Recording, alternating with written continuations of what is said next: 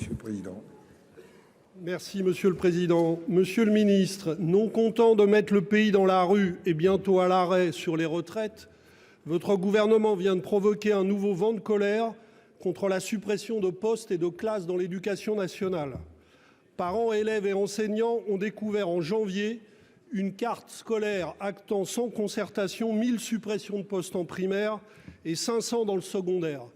Et les mobilisations se multiplient un peu partout. À la rentrée dernière, vous peignez à mettre un enseignant devant chaque classe, allant jusqu'à recruter à la va-vite fin août sur job dating des enseignants précaires. 4 mois plus tard, vous nous dites qu'il y a trop d'enseignants et de classes en France. Pouvez-vous nous expliquer ce tour de passe-passe? Dans de nombreux départements, les établissements en REP et en REP+ sont les premiers touchés. À Paris, c'est une véritable saignée. 337 postes et 240 classes supprimées. Cela fait suite en plus au scandale de la fermeture de 7 lycées professionnels parisiens, décidé par Valérie Pécresse avec l'aval du ministère. Mais le problème n'est pas limité à la capitale. Les banlieues comme les zones rurales sont durement frappées. Entendez-vous l'appel des maires ruraux qui demandent un moratoire immédiat sur les fermetures de classes et d'écoles?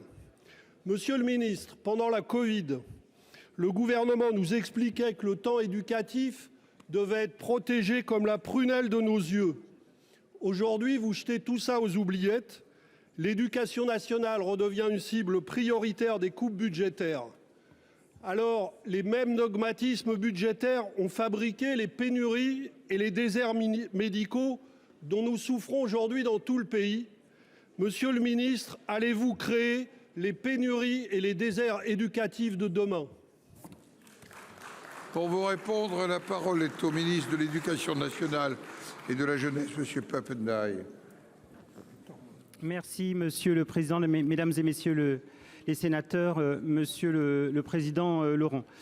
J'ai déjà eu l'occasion de le dire dans cet hémicycle, nous allons perdre environ 500 000 élèves dans les 5 années à venir. Et la situation est plus aiguë encore à Paris puisque la baisse de la natalité se combine au déménagement hors de Paris des familles et notamment des familles avec des jeunes enfants.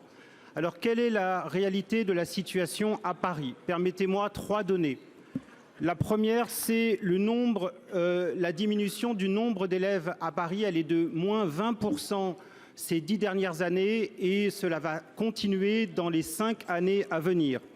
19,8, c'est le nombre d'élèves moyens par classe à Paris. Il est de 21,7 au niveau national. Enfin, Paris bénéficie d'un maillage des écoles qui est le plus dense de France, avec un réseau de transport sans équivalent sur le territoire français. Nos critères pour assurer la répartition des postes sur le territoire sont simples: équité et universalité. Ma responsabilité, c'est bien celle de l'équité territoriale et celle-ci, effectivement, amène à faire des choix. Des choix pour que le service public d'éducation soit préservé sur le territoire français, des choix pour que nos professeurs soient mieux rémunérés. La hausse du budget de l'éducation nationale, elle est de 6,5% cette année. Pour mémoire, elle était de 2% en moyenne annuelle entre 2012 et 2017. Alors, Monsieur le Président, il ne s'agit pas d'opposer les territoires les uns aux autres, mais nous devons considérer avec justesse l'ensemble des situations et de prendre la hauteur de vue pour assurer à tous les meilleures conditions d'éducation. Monsieur Laurent, quelques secondes. Oui, il ne faut pas opposer les territoires, mais c'est exactement ce que vous venez de faire. Pour vous, la calculette, elle fonctionne toujours dans le même sens. Vous utilisez toujours l'argument de la démographie. Vous le connaissez qu'à la hausse, qu'à la baisse, mais jamais à la hausse quand la question se pose. Donc vous devriez revoir vos calculs parce que dans beaucoup de territoires, la colère va continuer à monter sur ce sujet. Donnez la parole.